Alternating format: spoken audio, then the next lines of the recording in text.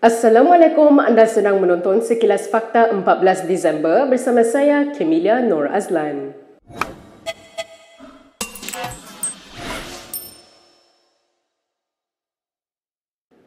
Perdana Menteri Anwar Ibrahim berkata ketua-ketua parti dalam kerajaannya telah memberikan komitmen berhubung undi percaya yang akan dibentangkan Isnin depan. Anwar berkata demikian dalam sidang media selepas mempengerusikan mesyuarat kabinet di Putrajaya hari ini. Dia ketua-ketua parti, PH, Barisan Nasional, GPS, GRS, Warisan dan beberapa parti lain telah beri komitmen dan insya-Allah kita dapat teruskan dengan baik dan minta sudah doakan yang sebaiknya. Anwar juga melahirkan keyakinannya bahawa pentadbirannya bakal memperoleh sokongan 2/3 daripada ahli parlimen. Usul undi percaya terhadap kepimpinan Anwar akan menjadi antara agenda utama pada mesyuarat pertama penggal pertama Parlimen ke-15 yang dijadual berlangsung selama 2 hari bermula 19 Disember ini. Sementara itu, Anwar turut mengumumkan bahawa kerajaan tidak akan menaikkan tarif elektrik untuk isi rumah, perusahaan kecil dan sederhana serta syarikat makanan dan pertanian. Maka Saudara Nik Nazmi selaku menteri berkenaan akan membuat pengumuman supaya jika dikenakan pun terhadap hanya syarikat-syarikat multinasional yang ekspor kerana tarif terlalu rendah buat mereka dan subsidi itu tidak harus diberikan kepada syarikat-syarikat agregasi yang untungnya tinggi. Tetapi untuk rakyat, untuk IKS atau SMEs tidak terlibat, untuk syarikat-syarikat pertanian dan pengeluar makanan tidak juga dikenakan. Ahli Parlimen Machang Wan Ahmad Faisal Wan Ahmad Kamal menegaskan gerakan politik seperti langkah Sheraton pada 2020 tidak akan berulang. Ketua Pemuda Bersatu itu berkata demikian dalam satu wawancara bersama stesen radio BFM semalam. No. I think this is something that we must dispel because the commitment that we've made to the public and also to our electorates that we're going to be a responsible and dignified opposition. I'm very much gearing up to be a good opposition member. I'm the youngest in the team anyway. So with some of my experience back then as a part of government, I shall use it wisely to keep in check and balance on our current government that we have today. Ketika ditanya mengenai peranan masa depan gabungan itu selepas menolak menyertai kerajaan perpaduan, Wan Faisal melabelkan Perikatan Nasional sebagai government in waiting. Wan Faisal turut yakin PN akan merampas semula kuasa pada pilihan raya umum ke-16. Dia menambah pelantikan Setiausaha Agung PN Hamzah Zainuddin sebagai Ketua Pembangkang sebagai langkah jelas bagaimana gabungan itu akan mempengaruhi sokongan pengundi. Wan Faisal turut menjelaskan pemilihan Hamzah dibuat kerana dia mempunyai pengalaman mendalam dalam kerajaan dan memiliki enigmanya yang tersendiri.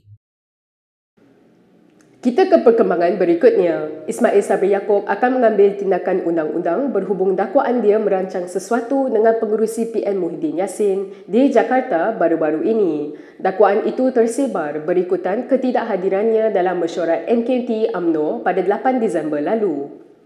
Bercakap kepada Malaysia Kini semalam, Naib Presiden UMNO itu berkata, rekod imigresen juga menunjukkan bahawa dia berada di dalam negara ketika itu. Selain Ismail Sabri, Mazir Khalid yang juga Naib Presiden UMNO tidak hadir dalam mesyuarat tersebut. Mesej yang tular di media sosial yang dikongsi oleh individu tidak dikenali mendakwa Ismail dan pemimpin UMNO yang tidak hadir ke mesyuarat malam itu berada di Jakarta dan sedang merancang sesuatu. Menggelarkannya sebagai langkah Jakarta, Muhyiddin juga dikatakan berada di sana. Ismail menjelaskan dia berada di Bera ketika mesyuarat MKT dan pada sebelah malam merasmikan acara Rainforest Challenge International. Bekas Perdana Menteri itu dan beberapa pemimpin BN sebelum ini turut didakwa menghadiri pertemuan tertutup bersama parti dari gabungan lain sebelum ini. Kabar angin ini tersebar ketika BN dilihat terbahagi kepada dua kem, iaitu mereka yang menyokong kerajaan perpaduan dan mereka yang tidak bersetuju. Hebat tak hebat bapa aku? Semua orang je nak tolong dah. Yalah tu. Sembang apa tadi? Bersumbu. Kita pasal bapak suka tolong orang. Nasib baik ada mengingatkan. Menteri Besar Kedah Sanusi Muhammad Noor semalam menyatakan kesediaannya untuk berdepan dengan Perdana Menteri Anwar Ibrahim di mahkamah. Ini selepas Anwar memfailkan saman fitnah terhadap Sanusi kerana menggelarnya sebagai tidak bermoral. Dalam satu hantaran ringkas di Facebook malam tadi, Sanusi yang juga pengerusi PN Kedah itu terus memuat naik beberapa gambar dokumen undang-undang. Semalam Malaysia kini melaporkan bahawa Anwar telah memfailkan saman fitnah terhadap Sanusi berhubung ucapannya semasa kempen pilihan raya di Tambun pada 13 November lalu. Ketika dihubungi peguamnya, Sangkaran Air mengesahkan bahawa tindakan sivil itu difailkan sekitar 4.30 petang semalam dan Anwar menyaman atas kapasiti peribadi. Pada 16 November, Anwar menuntut Sanusi menarik balik dan memohon maaf tanpa syarat atas kenyataannya dan membayar ganti rugi RM10 juta serta yuran guaman. Dalam ucapannya di Tambun, Sanusi mengungkit sabitan Anwar atas tuduhan liwat dan salah guna kuasa dengan mengatakan Anwar muflis moral. Anwar berhujah bahawa kenyataan tersebut adalah fitnah dan memperlekehkan dirinya serta membayangkan dirinya menyalahgunakan kuasa untuk mendapatkan pengampunan daripada Yang di-Pertuan Agong. Berita seterusnya, Maria Chin Abdullah membidas Menteri Dalam Negeri kerana mempertahankan Akta Kesalahan Keselamatan Langkah-Langkah Khas atau SOSMA. Bekas Ahli Parlimen Petaling Jaya itu berkata Saifuddin Nasution Ismail gagal menyedari bahawa SOSMA telah membiak dan menginstitusikan ketidakadilan. Bercakap kepada Malaysia Kini, Maria yang juga bekas tahanan SOSMA itu antara lain berkata, di bawah Seksyen 30 Akta tersebut, tahanan boleh ditahan di penjara sehingga semua perbicaraan dan rayuan mahkamah selesai. Akibatnya, kata Maria, ada banduan yang ditahan selama lebih 7 hingga 10 tahun.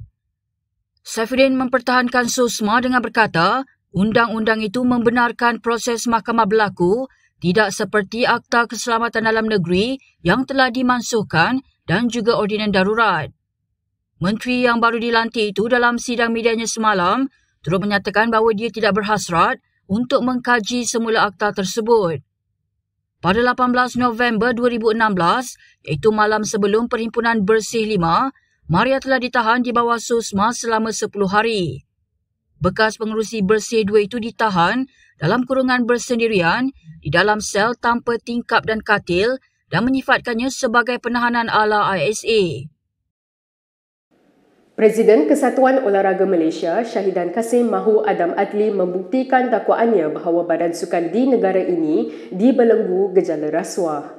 Jika tidak, kata Syahidan, kesatuan itu akan bertindak berhubung kenyataan timbalan Menteri Belia dan Sukan tersebut. Dalam satu kenyataan, Syahidan berkata, Adam tidak sepatutnya mahu menjadi juara dengan melemparkan kenyataan tidak berasas, sebaliknya mendapatkan maklumat lebih lengkap terlebih dahulu. Bekas Menteri Wilayah Persekutuan itu juga berkata, Adam sepatutnya mempertahankan sukan di Malaysia dan bukannya membuat kenyataan yang memburukkan nama baik badan-badan sukan. Syahidan turut menegaskan bahawa Adam adalah orang baru dalam dunia sukan. Sebelum ini, Presiden Majlis Olimpik Malaysia dan Persatuan Badminton Malaysia, Muhammad Nurzal Zakaria, meluahkan kekecewaannya terhadap tuduhan yang dilemparkan dan menggesa timbalan menteri itu memberikan hujah terhadap dakwaannya. Adam 2 hari lalu dilaporkan berkata, rasuah dalam badan sukan mesti ditangani bagi membolehkan atlet Malaysia merealisasikan potensi penuh mereka. Bagaimanapun dia tidak menghuraikan lebih lanjut mengenai unsur rasuah dalam badan sukan. Berikut beberapa lagi ringkasan berita untuk hari ini.